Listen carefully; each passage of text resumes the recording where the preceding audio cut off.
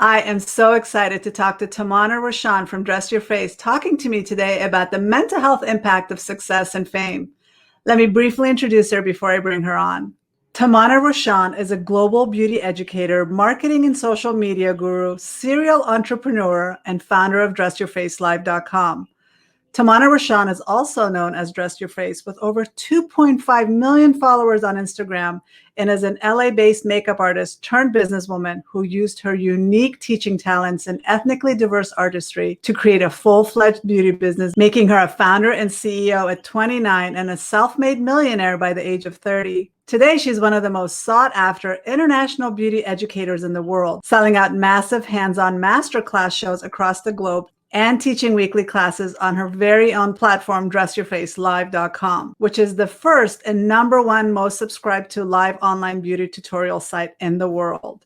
With an array of highly acclaimed beauty product collaborations and several sold-out clothing collections under her belt and counting, she also manages being a full-time hands-on mother, homeschooler, and momager to her 4-year-old daughter, Aaliyah, an online sensation and influencer herself with almost 150,000 Instagram followers, and her 6-month-old son, Rian, who are both already representing major brands, including Honest Company and Mattel.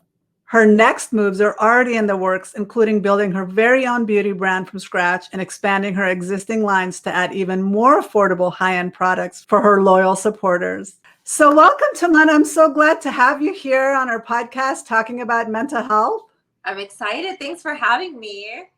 So I briefly introduced you a little bit and talked a little bit about your amazing background. You are so talented in so many areas with design and makeup.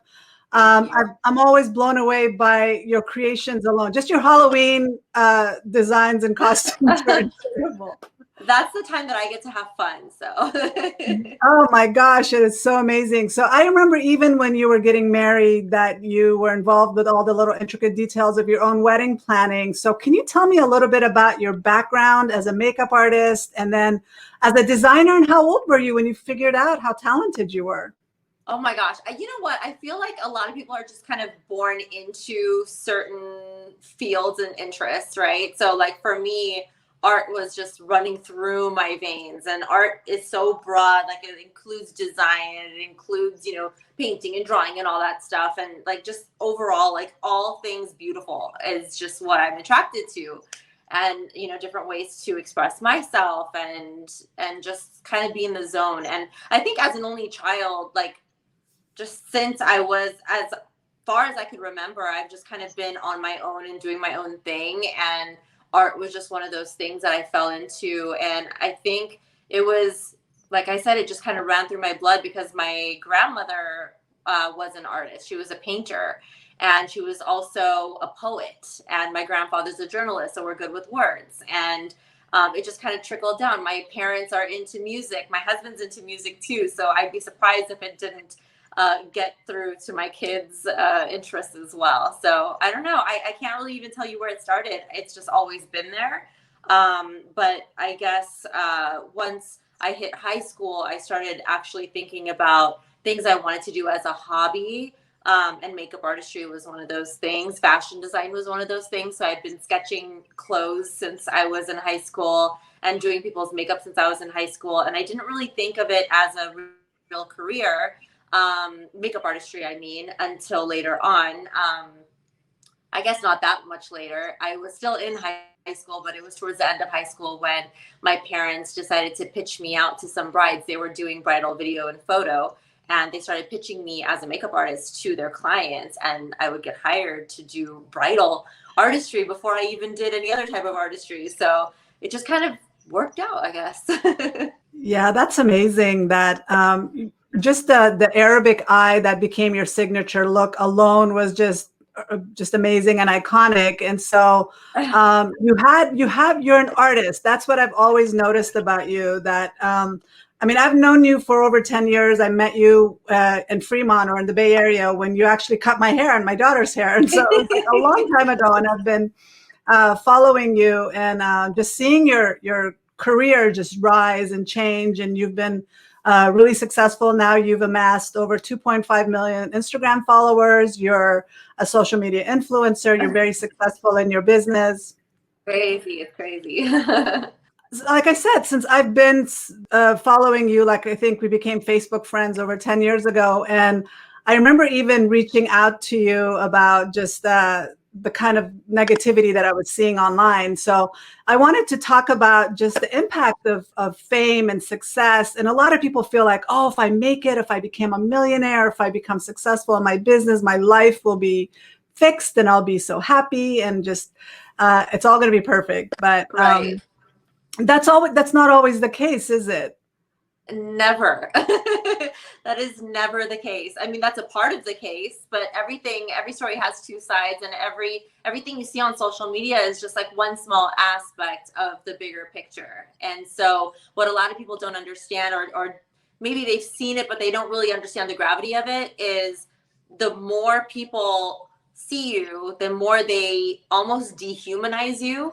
Mhm. And then the keyboard warriors come out and they honestly don't even feel guilty about saying some of the things that they say, because they would never say that in person. To your But face. online, and when they see that someone has so many followers and so much fame or whatever they're seeing, they think that their words just don't really cut, and they still do. And it's just one of those things. Yeah, I guess it comes with the territory. It shouldn't have to, but it does. And so that's just the other part of this, like, glamorous life that you see, is that unglamorous side, the part that really can affect you mentally and physically too. Well, I know you're very beloved, I guess, by your followers, and you've managed to keep all of those followers over the past 10 years. So can you just, for people that may not know you, can you tell me a little bit about how you got started and then how you ended up where you are today?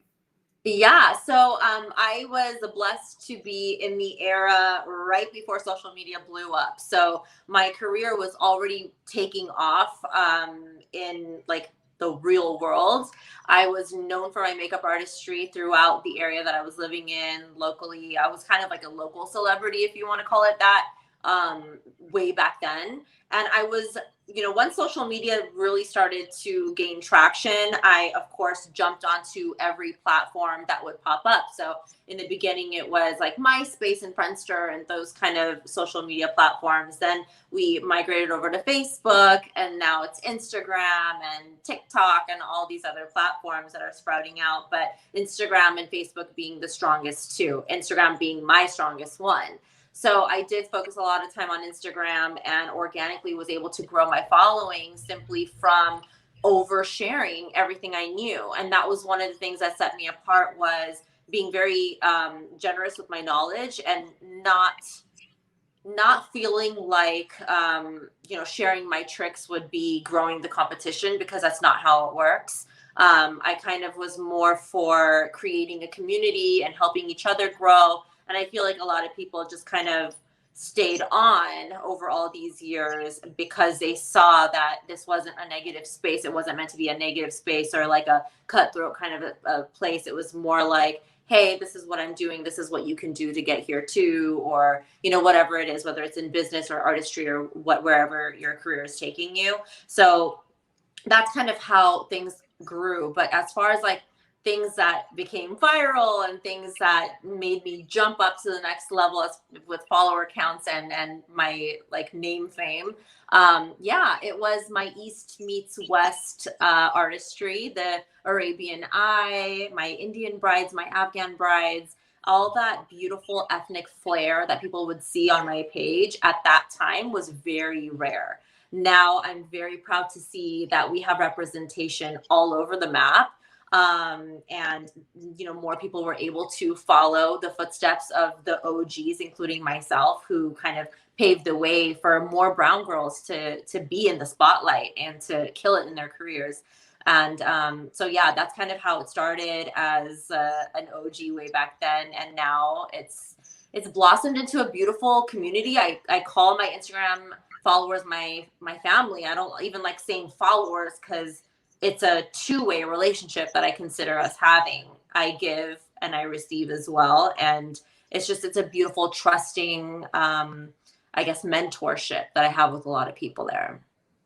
Yeah, I mean, you are very generous with all that you share. And I've noticed even that when you were, like I said, before you had the mass following, before you became a social media influencer and a celebrity in your own right.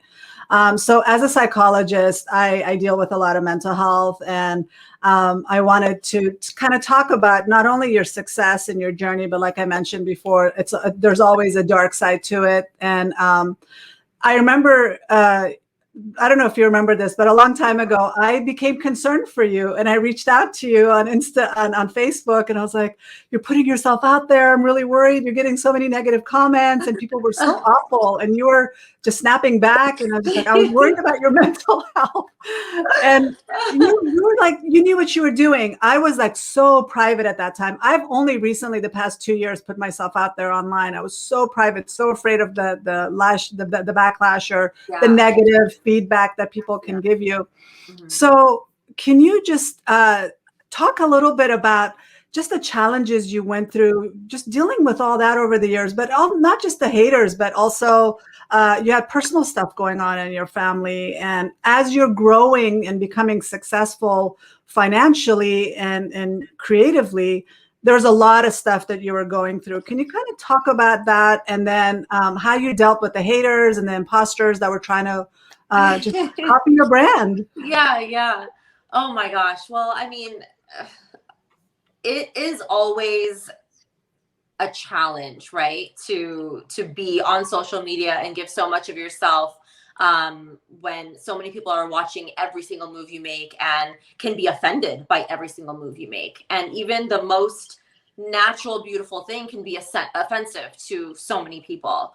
Um, my birth was offensive to a lot of people. It was, one of those things that I wanted to share. And I didn't share too much of it on Instagram. I had a vlog about it on YouTube, but it was very edited and very like tastefully done. And still, there's always that small group of people that just are offended by everything you do. Starting off, I was very young, and I think that one of the important things that I need to touch on is the evolution of my thought process too, and kind of what you shouldn't do if you are in a position that I'm in. So when I was younger, I was very feisty. And you remember, I would snap back and fight back and defend myself very openly and shamelessly. I still do that from time to time if I really absolutely feel like I have to, but not to that extent. I was, like I said, younger. I was not very wise in that part. Things were very new to me. I mean, the growth definitely was not overnight, but the haters that would come up, I mean, first it was just little by little, and then it just kind of exploded out of nowhere into like hate pages and death threats and people wanting to hurt my family. I mean, it was just, it got to a point where it was scary, but also it just pissed me off.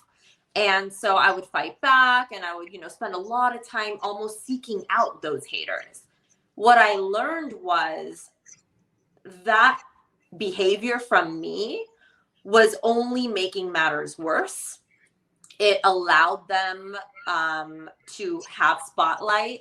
It gave them my time of day when I was already a very, very busy person. And like you said, I had a lot of family things going on, people unwell in my close knit family that needed me too. And so I was just being spread very thin, where my attention was with my grandmother who was unwell and so and so. And at the same time, I'm on my phone trying to stop all these lies from spreading, and just people who literally wanted to see me go down. And I say this not in a way where, oh, like I had it all and they were trying to take it away. They were doing this to every influencer. It wasn't just me.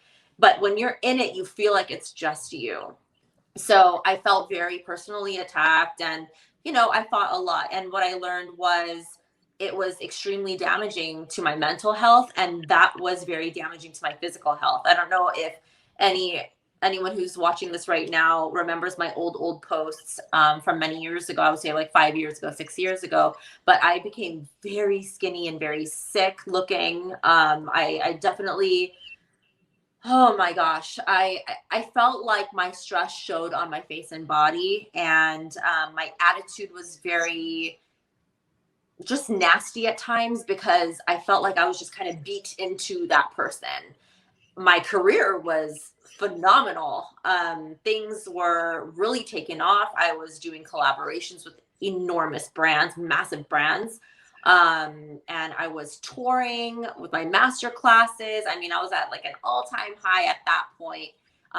And so a lot of people didn't even realize what was really going on with me. So as I grew from certain situations, I learned some lessons the very, very hard way. And one of those lessons happened when I was trying to grow my family for the first time. It took over a year to finally conceive because I was so stressed, and I'm sure I wasn't eating right. I wasn't sleeping at all. And mentally, when you're in a dark place, it physically takes a toll. Unfortunately, I got pregnant, but we lost. It was a twin pregnancy. We lost one baby, and then a short while later, we lost the other baby, and that was right in the midst of one of the biggest like internet bullies who had created like YouTube videos against me and some of the other influencers out there, and was creating full on episodes just about me and creating lies and rumors to get people to leave me or to cancel me, basically, the cancel culture. And it hurt me so much because this wasn't the truth. They were spreading complete lies, and I was constantly showing receipts to defend myself. And what I mean by receipts is proof to defend myself from the allegations that were happening. And it was to the point where my husband and I were taking shifts online in the middle of the night. There was one night that he would stay up and watch for the comments and the hate, and I would stay up another night, and we would just go back and forth, and it was so taxing on not only me physically, my husband as well. Our relationship, our whole dynamic had changed, and we were focused on the hate. And ultimately, when we lost our first pregnancy, that's when I realized, oh my God, I've been doing this wrong this entire time. Like, you learn what the bigger picture is, you learn what's more important. And obviously, reputation is everything to me, but family has to come first. My health has to come first. You can't pour from an empty cup. And I knew that my family depended on me too. I had just lost my grandmother. I had lost the babies. I felt like I was just losing my life. Everything was slipping away, even though on paper, look at what she's done. Look at all these things that she's accomplishing, and look at how her followers are growing. But you see that other side and you're like, oh my gosh, this is what's really happening. So I made a decision at that point in my life to just turn it off. I stopped seeking the hate. I blocked those channels mentally. I stopped myself from going on YouTube and looking for that. My husband stopped. We all basically just was like, you know what? People are going to say what they're going to say regardless. There's only so much we can do to defend ourselves. But if people want to believe the worst in you, they will always believe the worst in you. If people have your back and are loyal and understand where you are coming from and trust to stay with you throughout your journey, then they will stay with you throughout your journey. You can't force people to like you, even when you do show that this is a lie, I am not this person. They will forever think the way they think, and there's nothing we can do about it. So why am I going to hurt myself, my mind, my body, my family because of what someone else thinks of me? And always to remember that this is just such a small percentage, like 1% of the people who know me versus the 99% of the people who have my back and will always support me and trust what I'm saying because they know the relationship that we've built these past so many years. So I think that mental switch had to happen. I think the worst had to happen to us. Hitting rock bottom sometimes is a huge wake-up call. I wish no one has to hit rock bottom to get that wake-up call, but sometimes we just have to go through it, and that's what we did. And I think that it was just meant to be this way, because after that, everything changed. My whole mentality changed. Wow. I'm so sad about the loss of the twins. And I remember how difficult that time was. And I remember you talking about taking shifts just to, or if people protecting you from the hate comments, right? But people don't care as long as they're getting it's the clickbait. It's just because your name is big, you become not even a person anymore to them. You become a source of what they can get out of you. And if it's spewing hate against you just to get people to watch, then they'll do that. And that's what's so difficult about online. 100%. And you're right. A lot of it is clickbait. And that's exactly what is happening, even with like big brands. If a brand is exploding and they come out with a product, someone's going to find out one little negative thing about that product and blow it up out of proportion. And bam, now that became the viral topic is, oh my gosh, this number one brand now has a crappy product. And it's not even a crappy product. Like, I'm trying these products and I'm not being hired by these brands to say something positive. I do honest reviews. And so I know that this is not the case, but I also know that, okay, they're hustling in their own way. They're trying to get views because this product is the newest product and it's from a hot brand. They're going to tear it down, and now everyone follows suit, and a whole bunch of people come together, tear the product down, and it's heartbreaking. It's really sad that this is what it's come to, just to get some views on Instagram or on YouTube. And I think it all came around that same time when the internet came. People, the haters came out, the trolls came out, right? It's very easy to hide behind your keyboard and Very. spew hate.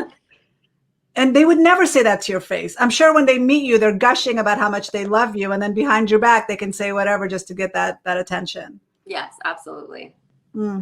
That's what's so hard.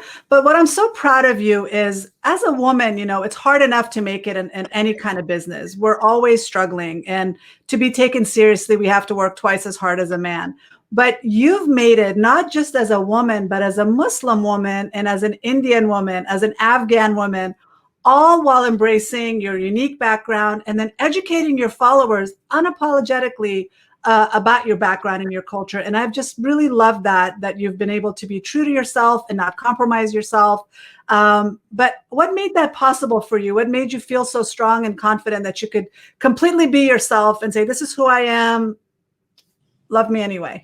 Can I tell you something really interesting? So my parents have always been very supportive of everything I wanted to do, ever. No matter what it is, they've been supportive. Even when I was approached by a network to do a reality show, they were supportive on that. And I thought that they would be like, absolutely not. What are you thinking?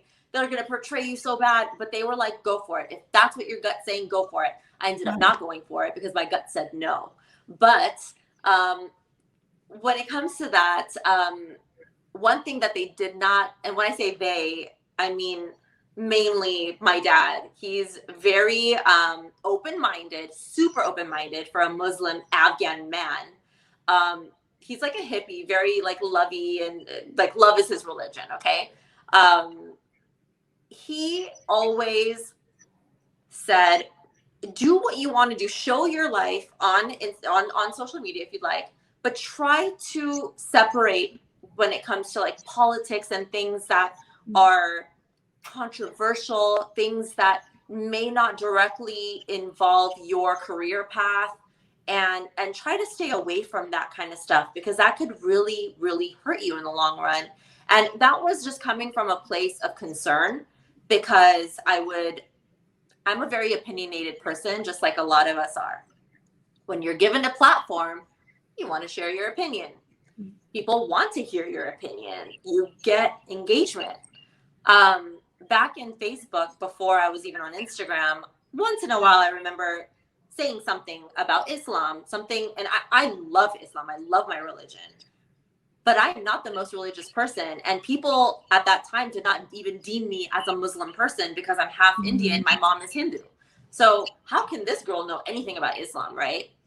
So, and knowing that my dad is, a hippie. So I would say certain things, very brief statements, but like, something. And I would get a ton of people trying to debunk what I just said. And then I'd get all these other people completely agreeing with what I'm saying. And it would just be this huge controversial topic. And it would honestly, I would thrive from it because I would never get to have these really intellectual conversations about a deeper thing. And I miss that. And I'm the only child. I really didn't have a lot of people to talk to about this kind of stuff, especially when it came to religion. I had my cousins and stuff, but we wouldn't really get into that. We would party and have fun. So I kind of had that on social. Well, things would always get heated, and my dad would always be like, oh my God, what am I telling you? Get out of this conversation. Like, stop pushing it. You're pissing a lot of people off. And I'm like, you know what, though? It's actually strengthening my beliefs, talking about it and hearing both sides and kind of educating myself on more and more and more. And I'm not just a makeup artist, right? I'm not just a mom. I'm not just a woman. I am someone that has different opinions about different ideas. We're multifaceted and we have so much to give and so much to learn too. And why can't social media be that for me as well as being my bread and butter? And so, that may not always work out, but somehow I kind of slowly did my thing. And of course, I would take long breaks from it. And I did. I wanted to listen to my dad and stay away from it, but somehow it just kept pulling me back. And now I'm at the point where, you know what? I'm not 20 years old anymore. I'm not this little inexperienced girl who's just learning about something. I've been there, done that. I have lived half my life almost. And, I'm at that point where I feel like I do have something more to give than my career advice, and I'm not here to just treat my platform as one thing.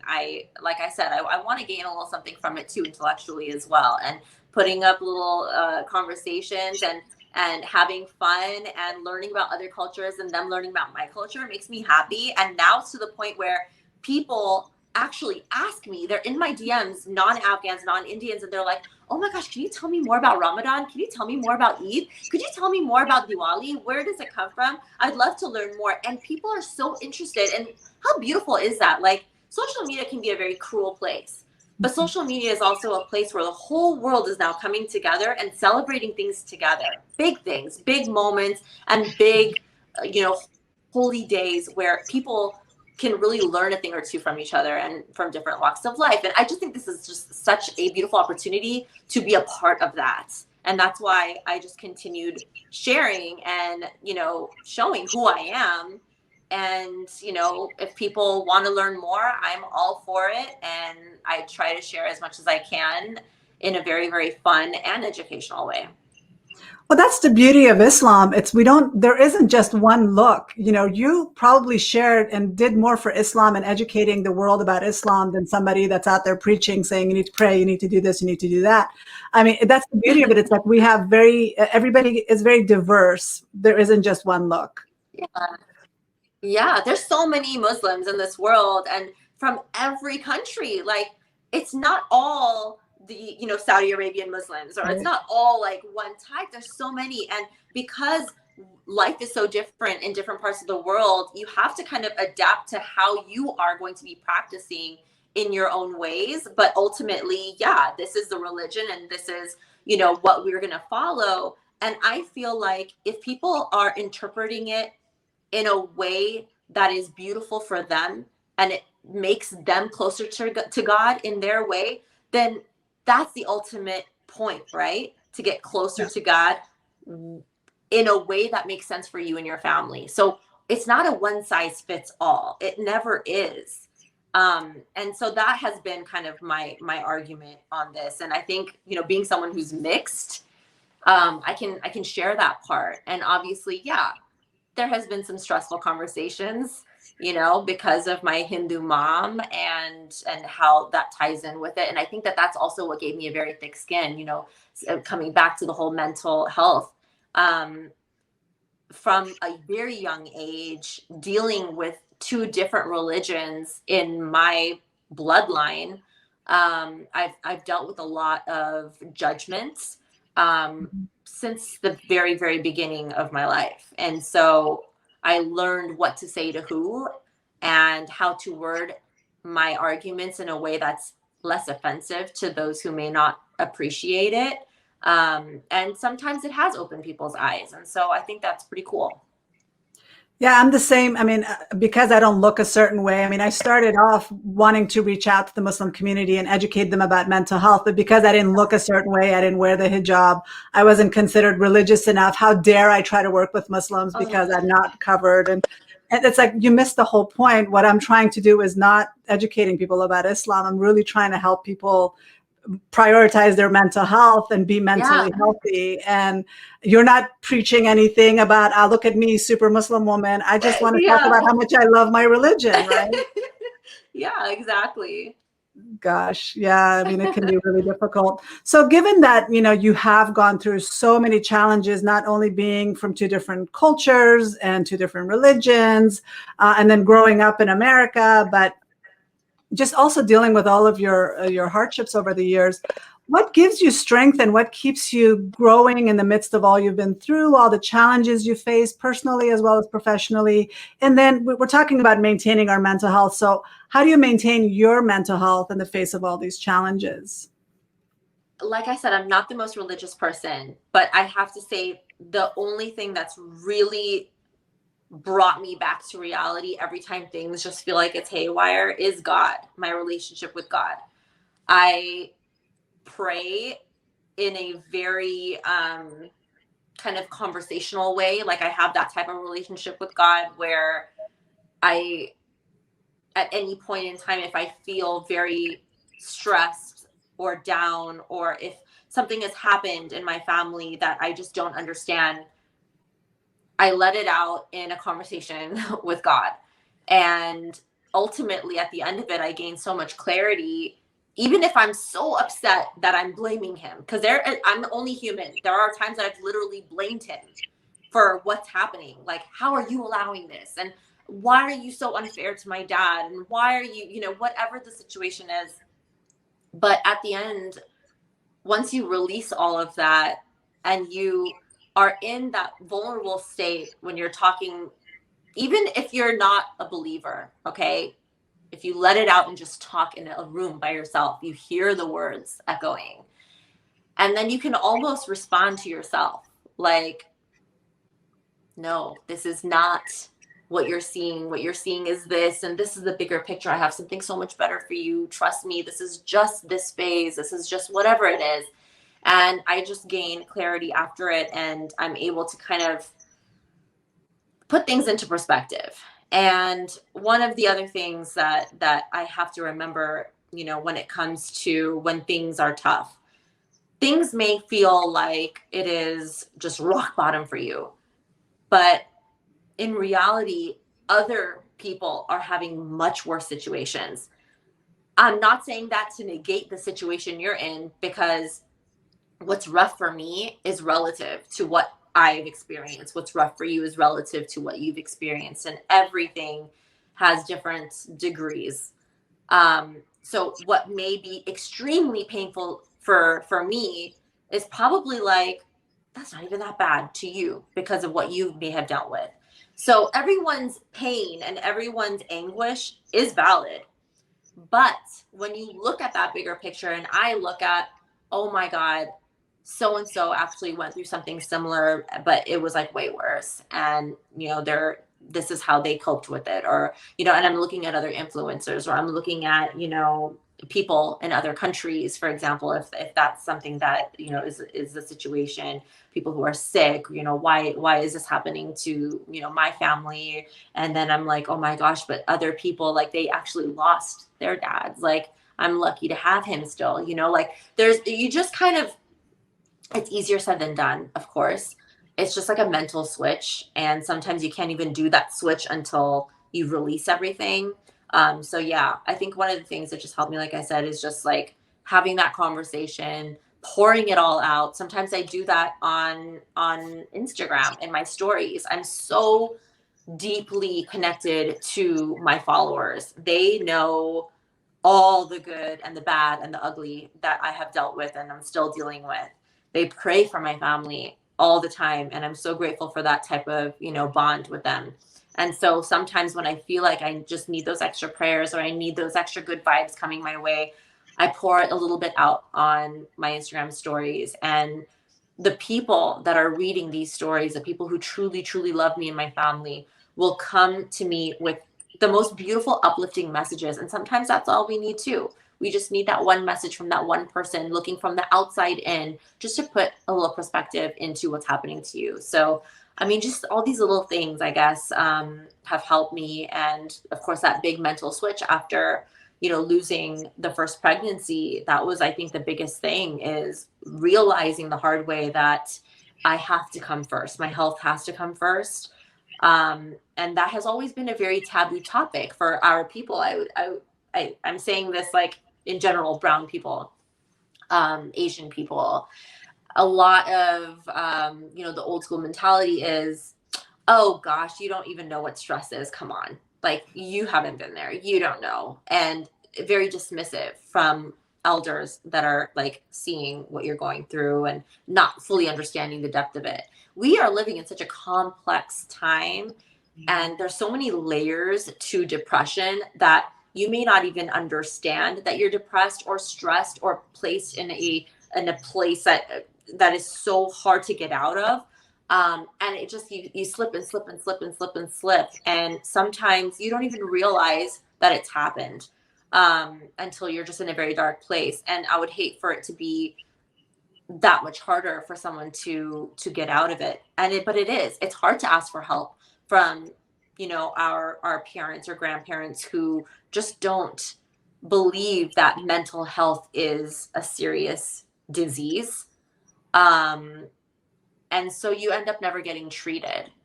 So a lot of that with me, and I would never say that my parents are not, supportive of mental health. They've always, like I said, they've always been supportive of everything I needed to do.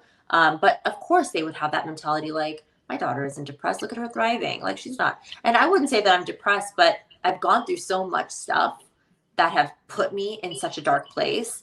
And I felt like I have had to pull myself out. Like, my husband and I have had to just pull ourselves out, alone, without the help of our elders or other people who could have possibly really helped, because we just either didn't want to stress them out or make them worry about us, or we just felt like maybe they might have dismissed us, our feelings, whatever the case may be. But if you do have someone in your family that you can really go to with this, then use them. And I think the first thing, and you might agree, is having a conversation. Even if you're not in that deep place, having a conversation about mental health with, the old school people of your family, and seeing where they stand with it. And maybe just having an open and honest conversation of, have you ever felt really, really sad? Have you ever felt really, really depressed or alone? Whatever. And then, like, opening up that way.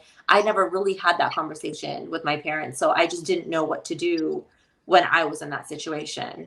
And so I had to figure out ways that I could just pull myself out.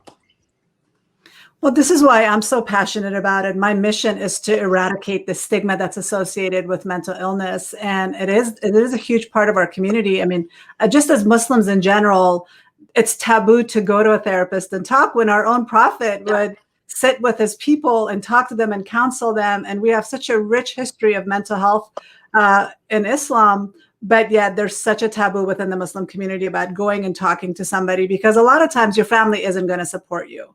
They're, like you said, they're like, what do you have to be depressed about? Look at all the people that are suffering around the world. Yeah, exactly. Or like, look at us. We're so happy. We're together. We're alive. Like, that's all that matters. And it's not, of course, that's what matters the most. Mm-hmm. But there's so many other things that matter and that hurt us. So opening up the conversation and just removing that stigma is a huge, huge step. I mean, even with my family who are from Afghanistan, we escaped a war. I mean, I literally remember we were like in the middle of the night and just leaving with our pajamas on. And then when they came here, they had the same survivor's guilt that the Jews had during Nazi Germany. It's like, well, we survived. We're better off than the people that suffered and stayed back. And they never sought help. They never dealt with their depression and the loss of home and life. And they just go on and not realize that they are sinking deeper and deeper into depression. But they, like you said, what do we have to be depressed about? We survived. We're here. We're safe. Mm-hmm. Yeah. Wow. It's really it's sad, and I think we need to do more to eradicate that mental health stigma. We all have a head, we all have a body. We're going to have depression at times. We're going to have anxiety, so it's okay to Yeah. talk to somebody and get help. Yeah. I do want to say I'm so happy that your dad is doing well and he's Thank healthy, you. and seeing him with your son. So, Yeah, thank you so much. I swear it's everyone's prayers and like me just telling him like everyone's rooting for you, dad. Like it's a mental thing. Like if you want to get better, if you want to fight, if you have something to look forward to, you find that thing. And for him, it was Rion, my son, the birth of him, and now seeing him grow. Like that's his biggest happiness and best painkiller. He says is my daughter and my son. but I'm also a huge believer in prayer because it has energy. I mean, people from around the world, millions of people praying for you and your family definitely makes a big difference. Absolutely. And you also mentioned you share your struggles and your stories, and your supporters send you the love and the positive vibes. It's like Oprah. She always talks about how she's like, I've never been to therapy. I've gotten all my therapy on stage, interviewing people and talking about my own problems and being completely open. Yeah. Basically talk therapy. So given that you are so busy and you're managing your businesses and your thriving business empire, and now you have 2 kids, what's your self-care routine nowadays? What self-care? I'm just kidding. Honestly, I know this isn't probably considered the healthiest way to do, to live life, according to a lot of people, but my self-care is my work. And I know that, like I said, like people are like, no, you need something else aside from work to escape. And, your work can't be your everything. But my work is my escape because it's art, it's creation. I sit down and I create content for my online classes. I sketch designs for my upcoming clothing collection. Like that's my meditation. That is literally how I meditate. I don't actually meditate. It's not for everyone. Okay. I don't sit here and do breathing exercises because that's not who I am. And that doesn't calm me down. Although every single person I know does yoga and loves it. I'm just one of those people that I'm sorry, I don't like yoga. It just doesn't do it for me. So you find the thing that works for you. And if that happens to be something that you also monetize separately, oh, well, I'm not monetizing every minute that I'm creating. Like sometimes I just want to create and I get in a zone. I literally forget about everything. And what's interesting, I was looking back and actually thinking about this recently, is some of my best work was in my worst times. Like when my dad was first in the hospital and he was super like septic and I couldn't even breathe for a couple of days. And then finally I'm like, you know what? I have a class due. I need to film a look for my online classes platform. Let me just try to get in the mood. And one really, really late night, I just started playing with makeup. I didn't know like what look I was going to do. I just kind of played. And it just became this, like, I stayed up here literally all night. I don't think I got back to my, the living part of the house for hours. And I created the best work. And this has happened a lot. And I was looking back and I'm like, oh my God, that's not the only time. Like, it's just, you escape. And that is my self-care, is just creation and doing my makeup and then wiping the whole thing off and going to bed. Like, it's not for an event, but it helped me. It helped me really cope through a lot of things. And, for example, I had a really bad breakup with my husband before we got engaged. It was a really nasty breakup. And during that time, I think I did really well. Like the beginning was hard, like the first few months, I would say, like there was a lot of tears, a lot of like anger and resentment. And then once I realized, you know what, this is a great time for me to focus on me. I graduated college during that time. I got to walk. I was closer than ever to my cousins and my friends. Like there was other ways that I was able to escape my sadness from what had happened, and I was able to thrive. So, that's kind of my self-care is the escape that comes, when things go bad. But your creativity puts you in a zone, and that is your meditation. Yes, 100%. Yeah. So you meditate, just not the way other people just meditate. a little differently. Right. Some people meditate by ironing. Some people meditate by washing dishes. You do it Yes, by washing makeup. dishes. Yeah. Yeah. And also, when we're in a dark space, we get tunnel vision and we only see through this tunnel and we forget that there's other things going on. So when you were so sad about your husband or breaking up with him, that's all you were focused on. But when you saw, hey, I could go finish school, I can go hang out with my cousins, that expanded your view of life. And 100%. so, yeah, you do meditate, not the way that people think. And that's what I'm glad you brought that up, because a lot of people think, well, I have to take a bubble bath and I have to get a massage and I have to meditate and say Om for 30 minutes. No, find your zone and Yeah. escape mentally. Yeah. I mean, if certain things cause more stress for you, or like you can't even really focus on something because you hate it so much, that's obviously not going to work for you. I took yoga actually to see if that would help me. It was actually during the breakup. I was, back in school, and I took yoga, and I probably only showed up to the first day and the last day of class. I was like, this is not happening for me. And then, I actually took anger management through my college, through my university. And that was actually really eye-opening. I feel like that helped to form my later years too, learning how to kind of cope with your anger and not immediately responding, kind of sitting on it for a little bit, and then later on with a clearer mind responding. All these little things definitely helped. Well, those are all tools that we can all benefit from. And it was Yeah. actually going through school and studying psychology that I learned how to help myself. So it gives Nice. me a lot of tools. Yeah.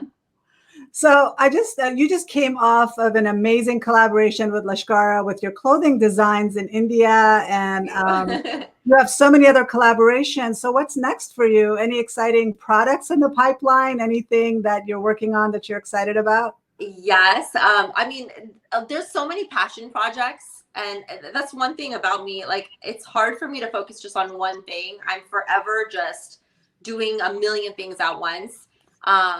And so, and that's probably because I get bored very easily. So I just kind of jump.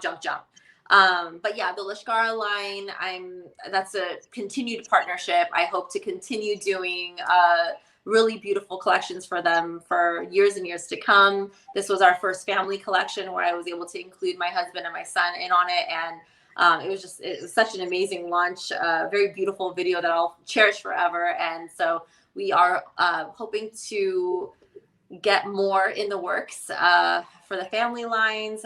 After that, over the next year or so, you might see a new brand emerge. That's all I'm going to say. You might see a new brand emerge. And that would be just mine, not a collaboration. So lots happening.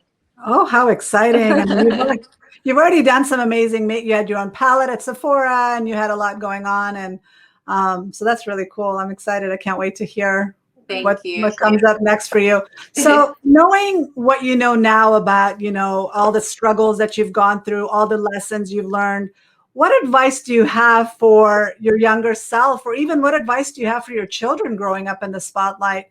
And then also, what advice do you have for aspiring entrepreneurs who are dreaming of achieving your level of success, but worried about the pitfalls of fame?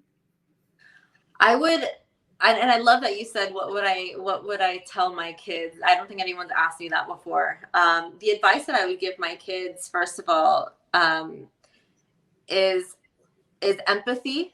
I know everyone says, okay, self-love is like the biggest thing. As long as you love yourself, you'll thrive.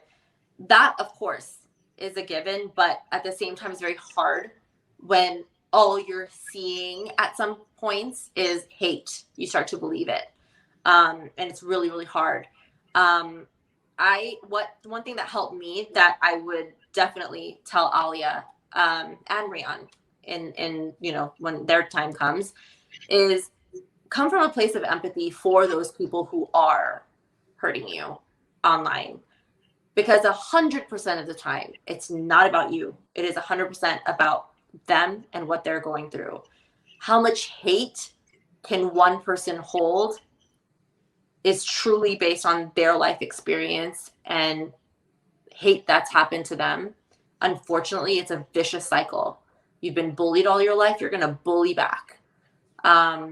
Your a victim, now you're the one hurting others. And so one of the things that helped me kind of understand during that mental switch period of my life was that this isn't about me. They are so sad and so hurting themselves that they feel the need to lash out on someone. And what better target than someone who's loved by so many people, or who's doing really great, and you wish that you had that. And I don't even want to say that, oh, these people are jealous of you, that's why they're doing this. It's that they are hurting and they want to feel the love that you're feeling. They want that level of success in their life, that level of stability in their life that maybe they don't have. Maybe something major is missing in their life, or something's happened in their past. And I think that as long as all of us are more in tune with each other's needs and we're empathetic towards that, that's when this world can actually move forward and change, instead of just teaching our kids the mentality of they're jealous of you. As long as you love yourself and you stay true to who you are, that's all that matters. I think there's that other level of, you should also understand that they're coming from a really, really rough place, and to just show love as much as you can. You may want to hate them back. You may want to talk a lot of shit back, but there have been times where I really thought about that and I responded in a very respectful and loving way. I never heard from them again, ever. And I think that that could be a cure, to a lot of the hate that's out there. So I think that would be the number one thing that I would really try to make them understand, is that it's not about them. It's about the people who are hurting you. And it's really their situation, their pain that's coming out and coming to you, unfortunately. 100% of the time, it's not about you. It's about, because hurt people, like you just said. Yes, exactly. And, for businesses, your other question, advice I would give to them is, honestly, like, it sucks that it does come with the territory. Like I said originally, that's just how it is right now on the internet. But to also remember these things, all these things that we talked about, remembering that, yeah, it's them, it's not you. You can't make everyone happy. That will never happen. You have to prioritize your mental health over everything. So if there's something that's really, really hurting you, you take your step back, you vent as much as you need to whoever you can, or to yourself or to God, and you come back clearer. Just know that the more fame you have, yeah, there's going to be more eyes on you, and there's always going to be that. But remember, that's just such a small percentage of the people who are following you. It's such a small percentage of the people who need you, need your product, need your services. Always focus on that. And I think one of the things also that I forgot to mention earlier is, instead of me writing back to the hate messages constantly and like trying to put them in their place, I shifted my focus on those who love me. So instead of like pounding on my haters, I just loved my lovers more. And so that created a lot more positivity in my life, just showing my love back and giving back as much as I can, doing giveaways and having fun with my audience and having that really cool connection is what kept me going. And I think that, as a new brand emerging, and, once you reach to the level that you're starting to see a lot of hate, and I think the hate actually begins in the very, very beginning, from people who just are naysayers, people who are like, you can't do that, because they couldn't do it. And they don't believe that anyone else can do it if they couldn't do it. So it has, again, nothing to do with you and your idea. It's because they couldn't. And so just remembering that, I think all of these things, keeping everything in mind, that nothing is direct at you, and you just kind of stay in your lane, focus on the people who love you, just pour more water into that garden of love, and it'll just grow and grow and grow more. And those little weeds eventually will have such a small little place that you're just not even going to notice them, because your garden is flourishing so damn much that you're like, oh, let's just like take the fruits from this. So I think that's like the best analogy that I can give to anyone on social media. I love it. I love that analogy, because it's like the law of attraction. Whatever we focus on, that's where we're going to see more of. If you focus on the hate, like you were looking for it for a while. Mm-hmm. And so I was looking that. Hmm. Yeah. And so when you focus your attention on seeing love, and even with prayer, the best advice I received was pray for what you want to see instead of what you don't want to see. Instead of like, please don't let me fail, focus Hmm. on please let me succeed. Right. Yeah. Yeah.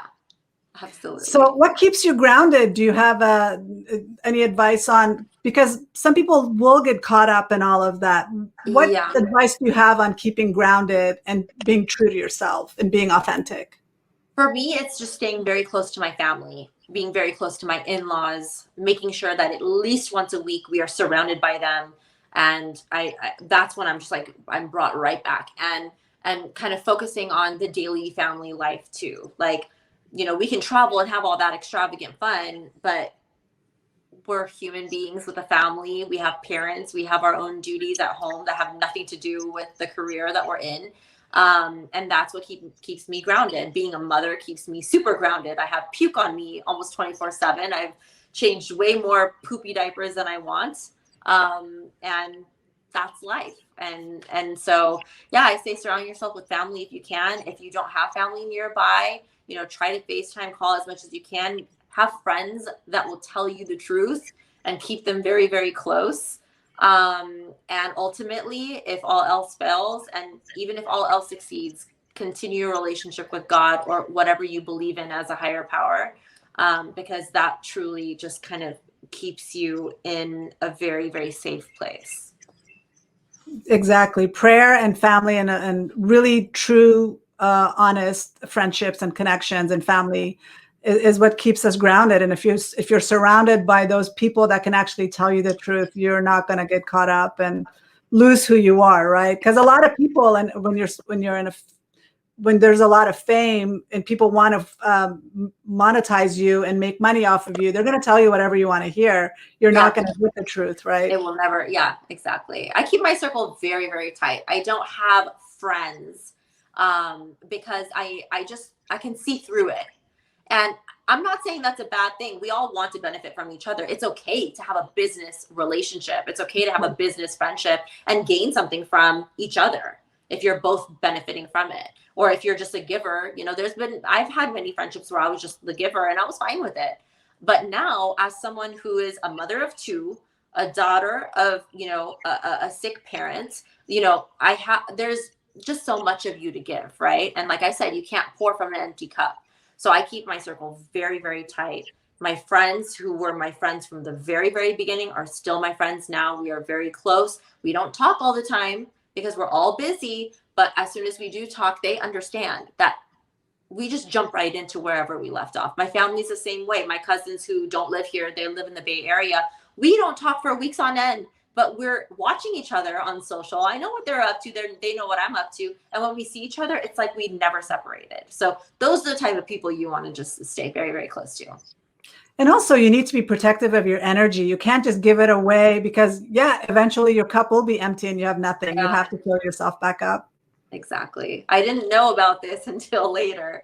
I was forever giving, giving, giving, giving, giving. I was on social media 24 hours just giving. I'm still giving a whole lot, but I know when I'm tapped out. Well, now you're learning how to set boundaries and set limits, and that's so Yes. important. Yes. Well, I have had 100%. such a wonderful time talking to you. Thank you for making the time. Where can people find you and connect with you? On Dress Your Face on Instagram and Facebook. Awesome. Thank you so much for the time. I really appreciate it. Thank you. I had fun. This is awesome what you're doing.